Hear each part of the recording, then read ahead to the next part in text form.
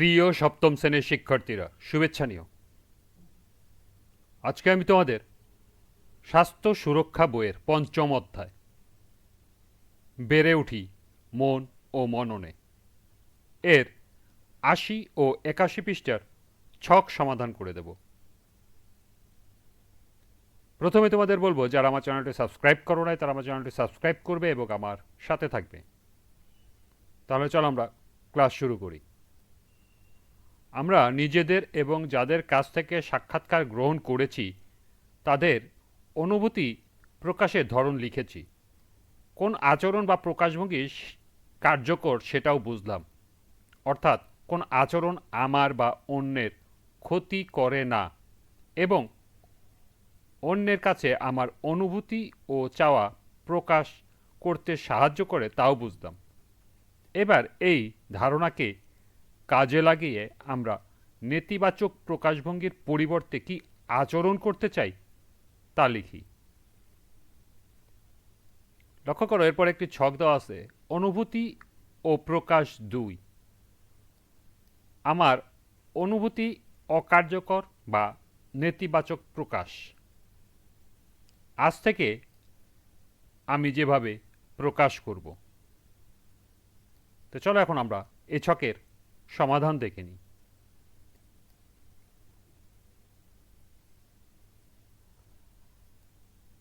আমার অনুভূতির অকার্যকর নেতিবাচক প্রকাশ।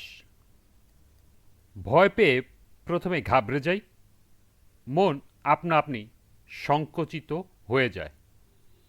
আজ থেকে আমি যেভাবে প্রকাশ করব, ভয় পেলে ঘাবড়াবো না, পরিস্থিতি বিশ্লেষণ করে বোঝার চেষ্টা করব। ২ নম্বর, রাগ হলে কারোর সাথে কথা বলতে ইচ্ছে করে না, তখন একাকী সময় কাটাই। আজ থেকে যেভাবে প্রকাশ করব, রাগ হলে মনকে শান্ত রাখব, একাকী সময় না কাটিয়ে সবার সাথে স্বাভাবিকভাবে কথা বলবো। ৩ নম্বর, মনে হতাশা দেখা দিলে প্রথমে ভেঙে পড়ি, হতাশা কাটিয়ে উঠতে সময় লাগে। আজ থেকে যেভাবে প্রকাশ করব, মনে হতাশা দেখা দিলে ভেঙে পড়ব না, দ্রুত হতাশা কাটিয়ে উঠব। ৪, উদ্বিগ্ন হলে খুব টেনশন হয়, তখন টেনশন কাটানোর উপায় খুঁজি। আজ থেকে যেভাবে প্রকাশ করব, উদ্বিগ্ন হলে টেনশন না করে মাথা ঠান্ডা রাখব, পরিস্থিতি বোঝার চেষ্টা করব। সর্বশেষ ৫, কোনো কিছুতে বিরক্ত হলে মেজাজ খারাপ হয়ে যায়, তখন বিরক্তির ব্যাপার এড়ানোর চেষ্টা করি। আজ থেকে যেভাবে প্রকাশ করব, কোনো কিছুতে বিরক্তি প্রকাশ করব না, বিরক্তিকর ব্যাপার নিয়ে মাথা ঘামাবো না। এই ছিল অনুভূতি ও প্রকাশ ২ ছকের সমাধান। এরপরে সহায়তা চাওয়া একটি গুরুত্বপূর্ণ দক্ষতা। কখনো এমন হতে পারে যে আমি আচরণ পরিবর্তন করতে চাই কিন্তু একা একা পারছি না, কী কারণে অসুবিধা হচ্ছে তা ঠিক বুঝতে পারছি না। সেই ক্ষেত্রে আমরা বিশ্বস্ত ও নির্ভরযোগ্য কারো কাছ থেকে সাহায্য চাইতে পারি। কেউ কেউ সাহায্য চাওয়াকে দুর্বলতা মনে করতে পারে, আবার কেউ কেউ ভয় পায় এই ভেবে যে হয়তো অন্যরা সহায়তা করবে না বা ছোট করে দেখবে বা সমালোচনা করবে। আসলে নিজের প্রয়োজনে ও সমস্যায় বিশ্বস্ত ও নির্ভরযোগ্য কারো কাছ থেকে সহায়তা চাইতে পারা সাহসী কাজ। সবাই সহায়তা চাইতে পারে না, বিব্রত বোধ করে। প্রয়োজনে সহায়তা চাওয়া একটি গুরুত্বপূর্ণ দক্ষতা। আমরা চাইলে এই দক্ষতা উন্নয়ন করতে পারি। প্রয়োজন হলে আমরা প্রশিক্ষিত ও দক্ষ পেশাজীবীর কাছ থেকেও সেবা গ্রহণ করতে পারি।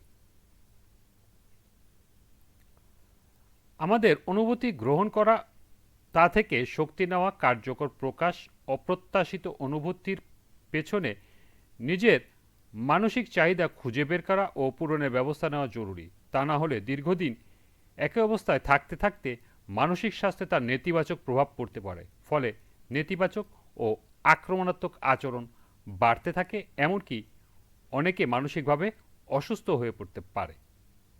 গত কয়েকদিনের সেশনের মাধ্যমে আমরা বুঝলাম আমাদের চিন্তা ও অনুভূতি কিভাবে আমাদের আচরণকে প্রভাবিত করে। অনুভূতির যত্ন নিয়ে যে প্রকাশভঙ্গিগুলো ভালো থাকতে সহায়তা না করে না তা খুঁজে বের করি এবং ইতিবাচক আচরণ দিয়ে তা পরিবর্তন করার সিদ্ধান্ত নিয়েছি। এবার আমরা সমমর্মী আচরণ করার জন্য এই অভিজ্ঞতাগুলোকে ব্যবহার করব। এই কাজটি করে আমরা আরও দক্ষ ম্যানেজার হব।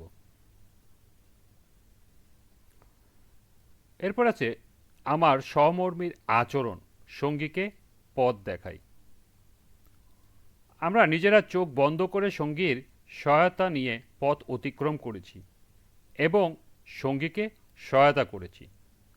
তারপর শ্রেণীকক্ষে নিজেদের অভিজ্ঞতা শেয়ার করেছি। যখন সঙ্গীকে নিয়ে পথে হেঁটেছি তখনকার অভিজ্ঞতাও শেয়ার করেছি। আমরা নিজেদের অভিজ্ঞতা দিয়ে তাদের পরিস্থিতি সম্পর্কে ধারণা করেছি, তাদের কোনো সাহায্য দরকার কিনা জানতে চেয়েছি, আবার নিজেদের প্রয়োজনেও সাহায্য চেয়েছি। নিজেদের অভিজ্ঞতা দিয়ে আমরা সঙ্গীকে পথ দেখানোর কার্যক্রমটি সম্পন্ন করেছি।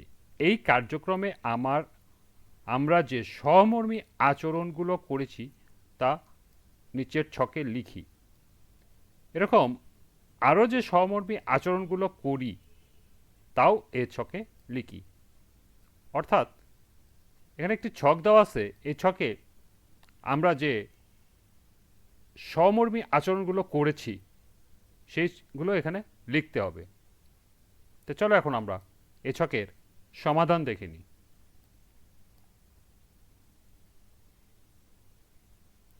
আমার সহমর্মী আচরণ: ১. সঙ্গীর অনুভূতি বোঝার চেষ্টা করি এবং সম্মান করি। ২. কোনো ভুল কাজ করলে দোষারোপ না করে সময় মতো বুঝিয়ে বলি। ৩. কোনো সহযোগিতা প্রয়োজন হলে সাধ্যমতো সহযোগিতা করি। ৪. সঙ্গীর কথা মনোযোগ দিয়ে শুনি এবং পরামর্শ চাইলে বুঝিয়ে বলি। ৫. কষ্ট পেতে পারে বা লজ্জা পেতে পারে এমন কথা বলি না বা কাজ করি না। ৬. সঙ্গীর সুখ দুঃখ আনন্দ কষ্টে আমার কেমন লাগে সেটি তার কাছে প্রকাশ করি। নিজে কোনো ভুল আচরণ করলে তার জন্য ক্ষমা চাই। ৮. যে কোনো বিষয়ে সিদ্ধান্ত গ্রহণে সঙ্গীর মতামতকে প্রাধান্য দিই। ৯. লেখাপড়ার ক্ষেত্রে সর্বাত্মক সহযোগিতা করি। এবং সর্বশেষ ১০. সঙ্গীর ভালো কাজের প্রশংসা করি এবং উৎসাহ দিই। এই ছিল আমার সহমর্মী আচরণ ছকের সমাধান।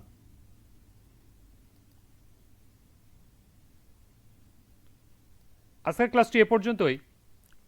পরবর্তী ক্লাসে ৮২ পৃষ্ঠা থেকে বিভিন্ন ছক ও প্রশ্নের সমাধান করে দেব।